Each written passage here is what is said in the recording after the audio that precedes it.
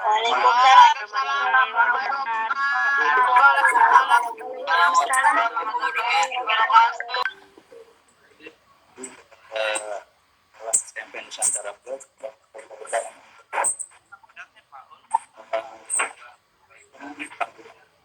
membuka acara pada pagi hari ini. Mudah-mudahan apa yang tadi disampaikan kita bisa memahami dan mengerti apa yang tadi disampaikan, dan itu adalah berita terbaik, informasi terbaik yang telah disampaikan oleh Bapak Kepala SMP Nusantara Plus bagi siswa-siswi yang banyak mengantarkan teman-temannya ke SMP Nusantara Plus. Selanjutnya kita akan lanjutkan kepada materi inovasi pembelajaran pada masa pandemi yang akan disampaikan oleh Ibu Fatia Aldiana, SPD. Padanya dipersilakan.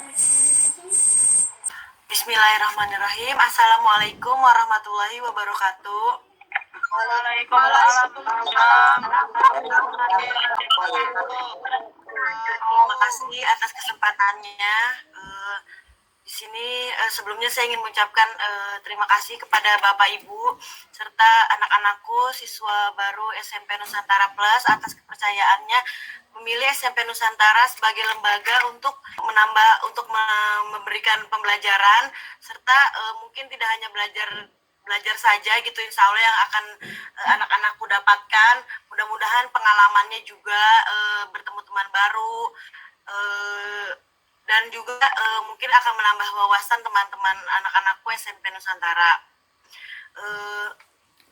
Kali ini izinkan saya untuk mungkin sedikit sharing mengenai pembelajaran di masa pandemi ini seperti apa gitu.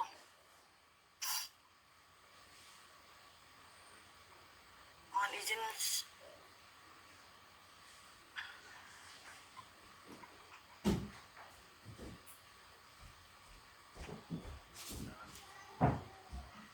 Sebentar saya share screen.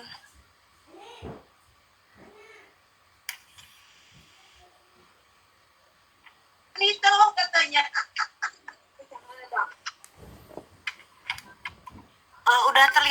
Udah terlihat ininya ya? Sudah, Bu. Sudah.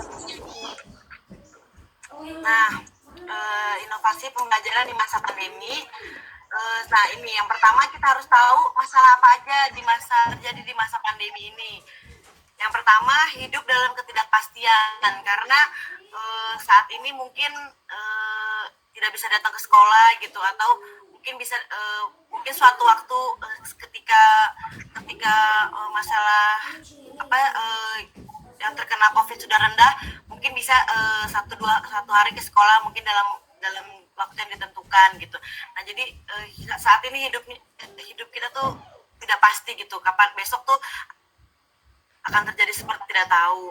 Nah, selanjutnya kebingungan orang tua adalah membimbing anak belajar karena biasanya mungkin anak-anak belajarnya di sekolah dengan guru. Nah, sekarang tiba-tiba orang tua di rumah dipaksa untuk menjadi guru. Mungkin seperti itu ya Bapak Ibu yang Bapak Ibu rasakan. Selanjutnya, persepsi bahwa pembelajaran tatap muka merupakan cara yang paling efektif dalam pembelajaran. Jadi ada beberapa orang yang berpikir bahwa sekolah itu harus tatap muka gitu. Padahal sebenarnya di mana saja, kapan saja pembelajaran itu bisa terjadi gitu tanpa harus datang ke sekolah. Nah, selanjutnya kondisi anak di masa pandemi atau kondisi siswa. Mungkin ini juga yang anak-anak siswa SMP Nusantara Plus merasakannya, yaitu menurunnya semangat belajar, tugas yang cukup banyak, tidak mengerti dengan tugas yang diberikan, kebingungan untuk bertanya ketika tidak memahami materi. Nah, selanjutnya memperbaiki barang-barang yang rusak. Misalnya ada anak-anakku yang bisa gitu memperbaiki barang-barang yang rusak, itu bisa dimanfaatkan gitu. Terus melakukan hobi yang disukai, misalnya siapa tahu sebelum pandemi kita nggak tahu kita bisa gambar, ternyata setelah itu kok pas dicoba kok gambar kita jadi bagus misalnya, atau enggak melakukan hal-hal lain misalnya nyanyi dan lain sebagainya, atau mungkin yang saat ini lagi ngetren bisa masak gitu kan. Kayaknya teman-teman anak-anak tuh bisa mencoba untuk masak atau tanaman juga gitu. Selanjutnya rutin berolahraga. Nah, bisa melakukan olahraga ringan di rumah selain badan sehat gitu kan.